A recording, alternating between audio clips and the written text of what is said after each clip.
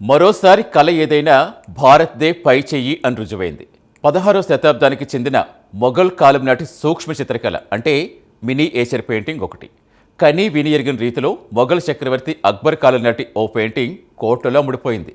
ఒకటి కాదు, రెండు కాదు, ఏకంగా 120 కోట్లు ఆ పెయింటింగ్కి అమ్ముడుపోవడం అంటే క్రిస్టీ వేలంపాడి చరిత్రలో రికార్డ్ బ్రేక్ అయింది.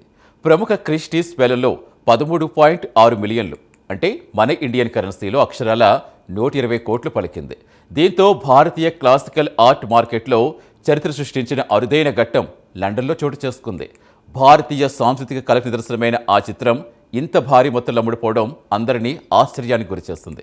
మరోవైపు అనుకునే దానికంటే సుమారుగా 14 రెట్లు అధిక ధరకు ఆ పెయింటింగ్ వేలంలో అమ్ముడుపోవడంతో క్రిస్టీ వేలం చరిత్రలో రికార్డుగా ఈ వేలంపాటు నిలిచింది. అక్టోబర్ 28వ తేదీన ఆ వేలం జరగ్గా బ్రిటన్లో 1,02,45,000 పౌండ్లకు ఆ పెయింటింగ్ను విక్రయించారు. మరి కేవలం 29.8 సెంటీమీటర్ల ఎత్తు, 18.6 సెంటీమీటర్ల వెడల్పు ఉన్న ఆ పెయింటింగ్లో అంతలా ఏముంది? 16వ శతాబ్దానికి చెందిన ఆ పెయింటింగ్ ఇప్పటి వరకు చెక్కు చెదరకుండా ఉండేందుకు కారణమేంటి?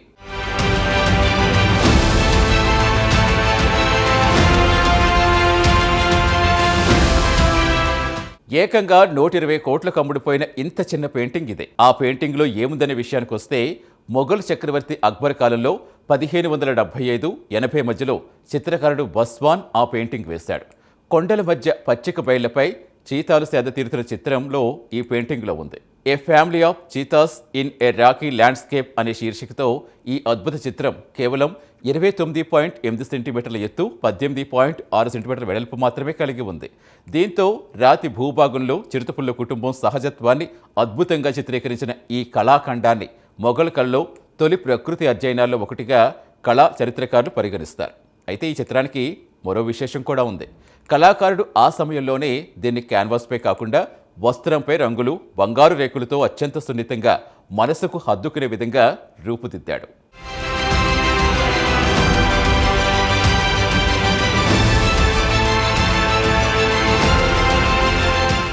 ఇక లండన్లో ఈ వేలం prince and princess Sadruddin Agha Khan personal collection నుంచి అత్యుత్తమ పెయింటింగ్ల పేరుతో నిర్వహించబడింది. దాదాపు 45 ఏళ్ల పాటు వారు సేకరించిన విలువైన భారతీయ పర్షియన్ కళాఖండాల సేకరణలో ఈ బస్వాన్ చిత్రం అత్యంత ముఖ్యమైనది.